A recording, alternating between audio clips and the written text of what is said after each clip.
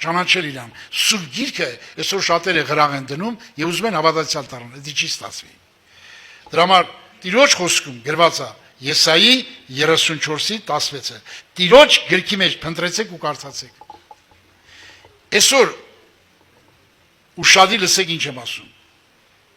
Սուրբ Հոգու դպրոցում սովորած մարդը, Պողոս առաքյալի նման մարդը, Տիմոթեոսի նամակ է գրում եւ այդ նամակի մեջ շատ խորը ուշադրություն է դարձնում Սուրբ Գրքի վրա։ Ասма մանկությունից ի վեր Սուրբ Գրքերը գիտես, որոնք կրնան իմաստուն է քեզ փրկվելու Հիսուս Քրիստոս եղած հավատքով։ Մանկությունից Սուրբ Գրքեր գիտես, բայց ես ուրիշ բան եմ գրում քեզ։ Երկրորդ Տիմոթեոս 3:16-17 բոլոր գիրքը Աստծո շունչն է։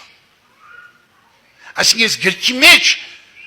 հեղինակը Սուրբ Հոգին է, Սուրբ Հոգին է իր շունչը, Աստծո շունչը դրել է այս գրքի մեջ։ Ինչպես իր շնչով արարեց քեզ, Ադամ, դու Ադամի սերունդ ենք, չէ՞ մենք։ Ինչպես քեզ իր շնչով արարեց, իր շնչով էլ գրել է այս գիրքը, որպեսզի քո հոգին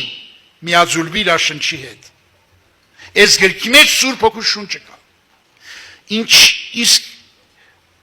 սա գրված է 2 Տիմոթեոս 3:16-17։ Ինչի համար ասում Սուրբ Հոգու շունչ, Աստծո խոսքի մեջ Սուրբ Հոգու շունչը կա։ Դրա համար նայեք սիրելիներ, Աստծո Հոգին ստեղծեց, ամենակարողի շունչը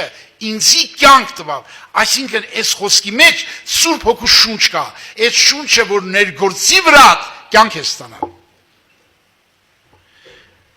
Հոբի 33:4-ը Զիս Աստծո Հոգին ստեղծեց, ամենակարողի շունչը ինձի կյանք տվեց։ Մյուրի շամարել, Հոբի 33:4-ը 32-ում ինչա գրած, բայց մարդու ներսիտին հոգի կա, ամենակարողի շունչը անոնց հանճար կտա։ Այսօր շատ հավատացյալներ անճար են, ոչ թե հանճար են, անճար են։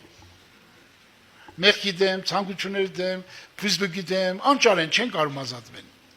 Անճար, ավելի անճար են, քան հանճար։ Ես լուրջ եմ ասում, թե սուտ եմ ասում։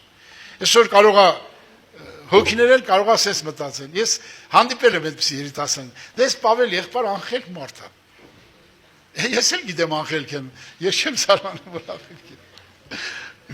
Գյուղացի մարդը շատ է հասկանում հավատ, շնորհք, ինչ հասկանում, որ երկու հատ բառեր գիտի խոսում է թվակյալելի։